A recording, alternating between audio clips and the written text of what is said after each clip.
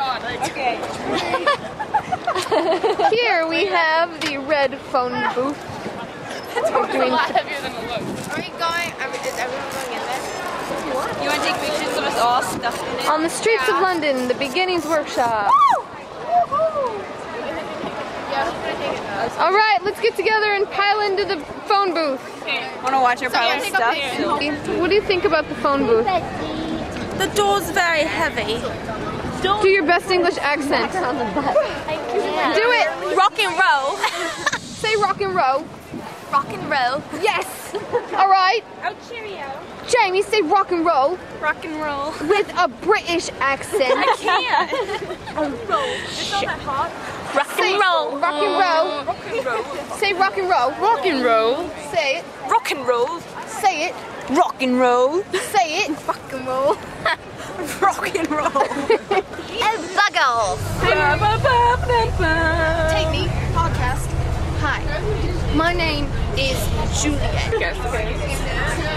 It's already. Hello, I'm Lindsay, and I'm here on the Double Decker, and this is my podcast. Here we are, just trolleying along on the top floor of the Double Decker. Yeah, and we're going to Camden What's it called? I'm Town. sorry, I didn't catch Double that. Decker. Oh, okay. Okay, goodbye. Here's Justina. Here's Marie. Hello. Say hello. Hello. We're about to see Billy Elliot. Funny touching it. And I'm here with Jamie. Tell us your thoughts on this show that you have not seen yet. I think it's gonna be really good. Cool. So, Rico, what do you have to say about this show? I just have to say it's probably going to be amazing because I saw the movie and absolutely loved it. Yeah. So, like adding music to it is just going to be even better. Yes. Yeah. Well, they sweat. Yeah, they're getting there. Drinking the water. Excellent example of beginnings. Video like. Yeah. Tell us, Julie. What are you most looking forward to in this show? I'm looking forward to the music. I'm excited for it. Yeah. And how about you, Risa? I'm looking forward for the dancing. Yeah. Too. The only thing I want to see. Ready? What's that, Sandra?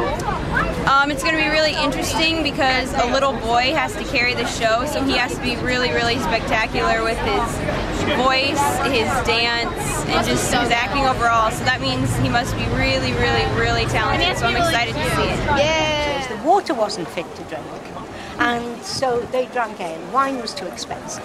Milk, well, that was kept for feeding the young animals or for making into butter and cheese. So people drank ale. And they had ale testers. It was an important job. And the way that they used to test the ale, they didn't just drink it, they also had to sit in it.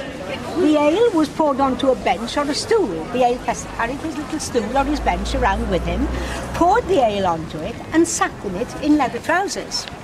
If after half an hour or so, the stool and the trousers stuck together, wasn't very good, and there would have been a little wooden church, a cluster of little wooden thatched huts around, and the mill was just downstream. So that Market Town was built away from this area so as not to disturb it. And also, of course, it incorporated that main Roman roadway that crossed the river. That all passing train. It was too far. So Holy Trinity Church, which is our parish church, was most probably built on or very near the site of that little Saxon church. And the oldest part of this church dates from the 1200s. Like most churches in England, it has been added to throughout the years. We've got 1300s, 1400s. Hugh Clopton gave the clerestory, the upper windows, in the 1400s. And the spire, the last part of it to be built, was in the 1700s. And this is Shakespeare's church. It was when he was 3 days old. His father John would have walked him through the town and had him christened here. Mind your heads as you come in. Why are the doors so little?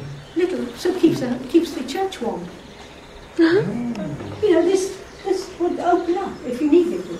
You know, That's when brilliant. That's brilliant. The one I would write, yeah. But it's small, so that when we go in, you know, it's not letting all the heat out.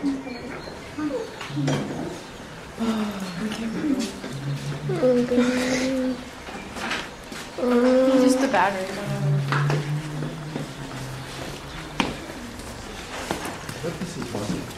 Yeah, for sure. And that will-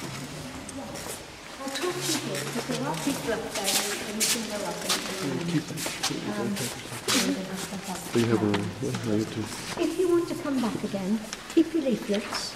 Tell them that you're with tell them you're on the walk with me and Wendy, and just say that you're on the walk. And they usually will let you in here free afterwards, all right? But you have to keep your leaflets. Now, this is the oldest part. Sorry, this crossing is the oldest part of the church we walked through. That's when it still stands up in 1200s. This was rebuilt in the 1400s, council man by the name of Dean of Dorset. And that's his tomb that we built in the church. 1623, in front of the altar, it has the flowers on it, right, flat grey.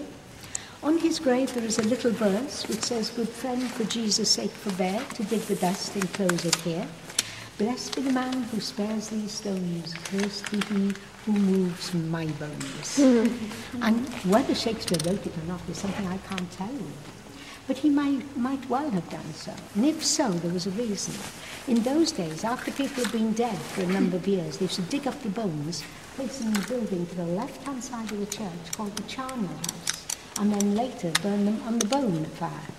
And I'm told that that word bone fire is the origin of our word bonfire. Shakespeare wanted to name. And that's what I've been told. I can't, but I know they had bone fires.